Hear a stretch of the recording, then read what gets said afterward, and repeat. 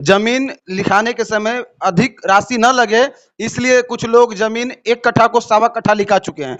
अब प्लॉट का भी सर्वे होगा, तो स्वाभाविक सी बात है कि प्लॉट में माइनस प्लस देखने को मिलेगा और लोग दावा करेंगे कि मेरे पास केवल 1.5 कट्ठा का है, तो मुझे 1.5 कट्ठा चाहिए, लेकिन धरातल पे वास्तविकता है कि उनके पास 1 ही कट्ठा है। तो अब उनका क्या होगा? पत्र 2 के माध्यम से हमारे जितने भी किसान भाई हैं, जो अपने अपनी ज़मीन का मालिकाना हक रखते हैं, तो उन लोगों को अपनी तरफ से घोषणा पत्र भरना है। यानी वो अपना नाम, पिताजी का नाम, अपने ज़मीन का जो खाता खेसरा नंबर है, उस सारा विवरण के साथ किस तरह का ज़मीन है, यानी उन्होंने उसका खतियानी है या फिर उन्होंने किसी से खरीद कर रखा है, तो इन सारे ब्यौरा के साथ उनको फॉर्म भर के देना है। पूरे बिहार प्रदेश में भूमि सर्वेक्षण काफी जोरों से किया जा रहा है और आपको बता दें कि जमीन सर्वे के लिए अभी मधुबनी से जो टीम आई है, सनई पंचायत में ये आम सभा बुलाई गई है भूमि सर्वेक्षण को लेकर। और सनई पंचायत के मुखिया प्रेम कुमार मंडल जी, आप देख सकते हैं, पूरे आम सभा की अध्यक्षता करते हुए, और यहाँ पे जो भी टीम आए हुए हैं खासकर भूमि सर्वेक्षण से जुड़े हुए वो लोग को यहाँ पे समझा रहे हैं। और खासकर विशेष रूप से जिस तरह से भूमि सर्वेक्षण को लेकर सरकार की एक जो पहल है, कहीं ना कहीं कुछ लोगों को राहत मिलेगी, तो कुछ लोग इसमें उलझे हुए भी नजर आ रहे हैं। खासकर वैसे लोगों को राहत मिलेगी जिनका जमीन दूसरे के कब्जे में है, और बुरी खबर उन लोगों के लिए जो सरकारी जमीन पे अपनी रंगदारी, अपना धौंस जमाकर वर्षों से बैठे हुए हैं। आपको बता दें कि 29 अगस्त तक हरलाखी प्रखंड के अलग अलग क्षेत्र में जाकर ये सभी लोग आम सभा करके लोगों को जागरूक करेंगे। सबसे पहले आपका बहुत बहुत स्वागत है।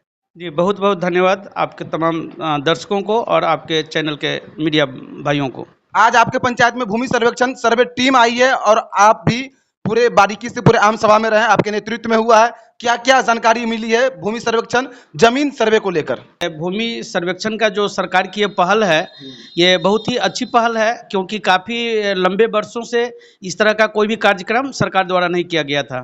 तो आज मुख्य मकसद था सरकार के आदेशानुसार कि हमें पंचायतों में ग्राम सभा के माध्यम से अलग अलग जगहों पर लोगों को जानकारी देनी थी।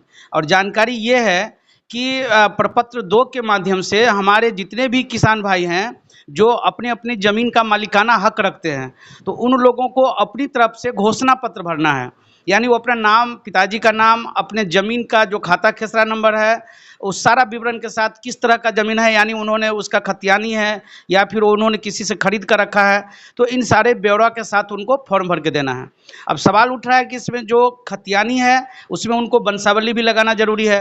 तो वंशावली में बात आती है कि जैसे हमारे पूर्वज हैं, उनके जो भी मालिक हैं वो तो ठीक है, लेकिन वंशावली में जो शादीशुदा लड़की है उसका भी जिक्र करना है। तो जो शादीशुदा लड़की है, सरकार के नियम के अनुकूल वो भी अपना स्वामित्व का अधिकार रखती है, तो उनसे एनओसी लगाना अनिवार्य होगा, जो कि थोड़ा सा कठिन नजर आ रहा है। बहुत हद तक तो बहनें लिख के दे देगी, लेकिन लग रहा है ऐसा कि कुछ लोग लालचवश ऐसा लिखने से हिचकेंगे, तो वहाँ पर थोड़ी कठिनाई महसूस होगी। एक अहम सवाल, खासकर आप भाई और बहन की बात की है, जो बहन का रिश्ता अपने भाई के साथ कुछ अच्छा नहीं है, झगड़ा झंझट लगातार भाई बहन के बीच होता रहता है, तो अब क्या उस भाई बहन के बीच कठोर सवाल उत्पन्न हो रहा है? जी बिल्कुल, यह तो एक प्रकार से यह समझ लीजिए कि बहन शादी के बाद माँ बाप यही समझता है, और आम सामाजिक एक परंपरा है कि बहन अपने घर चली जाती है और पिता के संपत्ति में वो कुछ नहीं हिस्सा ले पाती, लेकिन कानूनन उस लड़की का भी हिस्सा होता है। अब यह निर्भर करता है कि उनका अपना स्वभाव कैसा है, उनका अपना व्यवहार कैसा है, और वो चाह क्या रही हैं अपने पिता से और माता से, माता के संपत्ति से। सर, बहुत सारे जमीन आपके पंचायत में ऐसे लोगों के पास होंगे जो सरकारी है लेकिन कब्जा उनका है, तो अब उन लोगों के लिए क्या खबर है? जी हाँ, उनके लिए तो ये थोड़ा सा बुरा लगेगा, लेकिन यह एक सोचने की बात है, जो चीज़ आपका है ही नहीं उस पर गैर तरीके से अधिकार जताना, ये भी तो एक गलत बात है। जो जमीन मेरा है और उस पर कोई और रंगदारी कर रहा है, धांधली कर रहा है, अब उनका क्या होगा? नहीं, उसके लिए तो ये अच्छी खबर साबित होगा, क्योंकि सीधा सा सवाल है, आप फॉर्म 2 के माध्यम से आपको अपना सारा सबूत पेश करना होगा। जैसे ही आपके पास सबूत नहीं मिल पाएगा, वैसी स्थिति में या तो वो सरकारी ज़मीन है तो सरकार के खाते में चला जाएगा, अन्यथा जो असली मालिक है उस संपत्ति का, यह संपत्ति उस मालिक के नाम चला जाएगा। ये तो अच्छी खबर है। सर, सर्वे कराने से क्या फायदा है और न कराने से क्या नुकसान है, साफ साफ भाषा में जो लोग समझ सके, खासकर आपके पंचायत में? देखिए, सर्वे कराने से फायदा ये है कि मान लीजिए बहुत अच्छे लोग हैं जो उनका रियल ज़मीन है, या तो किसी खरीदार के माध्यम से लिए हैं या उनका पहले से है, और वो किसी कारणवश उसका दाखिल खारिज जो नहीं करवा पाए अपने नाम से, तो इस सर्वेक्षण के माध्यम से उन तमाम लोगों को, उन तमाम रैयतों को, किसानों को ये बिल्कुल डायरेक्ट फायदा हो जाएगा कि ये नए तरीके से यह ज़मीन उनके नाम हो जाएगा और उसका असली हकदार वो होंगे और उसका मालिकाना हक भी उसको मिल जाएगा। सर, बहुत सारे जमीन ऐसे हैं जहाँ पे पेच फंसा हुआ है, आप किसी को बेच दिए, वो पिछले 10 साल से जोत रहा है, लेकिन आप उनको अभी तक लिखे नहीं है, तो उन लोगों के लिए क्या खबर है?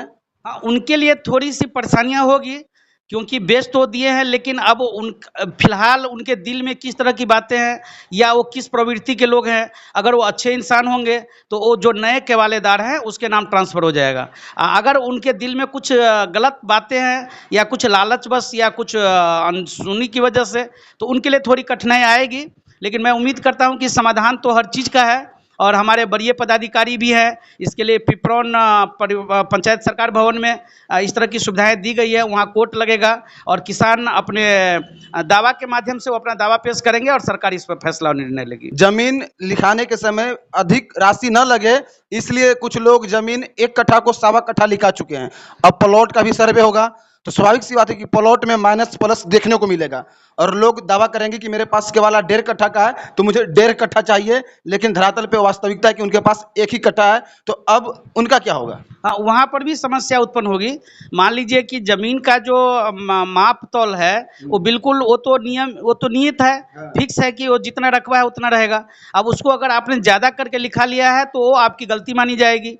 तो वहाँ पर क्या है, वो तो अमीन फैसला लेंगे, जो धरातल पर जितना माप तौल में आएगा उतना का ही पेपर दिया जाएगा। वो भी एक सुधार का बहुत बड़ा जरिया बनेगा। ये भूमि सर्वेक्षण आम सभा 29 तारीख तक है। आपको क्या लगता है कि ये सफलतापूर्वक 1 साल जो सरकार की तरफ से समय दिया गया है, वो निर्धारित समय में हो पाएगा?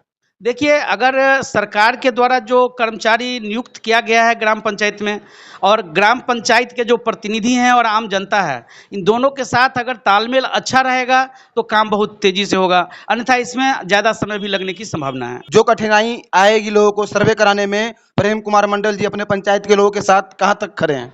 नहीं, उसके लिए हमने बिल्कुल ही आम सभा में अपने तमाम ग्राम प्रतिनिधि, जितने भी हमारे माननीय वार्ड सदस्य हैं, वार्ड पंच हैं, सरपंच साहब हैं, मुखिया जी हैं, उप मुखिया जी हैं और तमाम समाज सेवी और सभी जागरूक किसान, हमारे किसान सलाहकार जी हैं, तो हम सभी लोग मिल करके सर्वसम्मति से निर्णय लिए हैं कि हम लोग सरकार के इस पहल को अपने दिल से और अपनी तरफ से उन लोगों को सहयोग देंगे और हम लोग मिल करके पंचायत स्तर पर इस मामला का निष्पादन कर लेंगे। और अंत में मैं अपने तमाम क्षेत्रवासियों से एक ही अनुरोध करना चाहूँगा कि इस मामला को बहुत ज़्यादा गंभीरता से न लेते हुए एक रूटीन वर्क में लिया जाए। और इसके लिए तमाम हमारे ग्राम प्रतिनिधि, सबसे बड़ी सुविधा की बात यह है कि सरकार के द्वारा नियुक्त किए गए पदाधिकारी वो आपके ग्राम पंचायत में ही जा करके इस समस्या का निदान कर देंगे। तो जैसे जैसे समय आएगा, मुझे उम्मीद है कि कार्य संपन्न हो जाएगा। इसमें सिर्फ धैर्य बनाए रखने की है, घबराने की बात नहीं है। अगर किसी भी बिंदु पर आप लोगों को कोई समस्या उत्पन्न होती है तो अपने ग्राम पंचायत प्रधान, मुखिया जी, सरपंच साहब, किसान सलाहकार और तमाम लोगों से सलाह लेकर के और वरीय पदाधिकारी से मिल सकते हैं।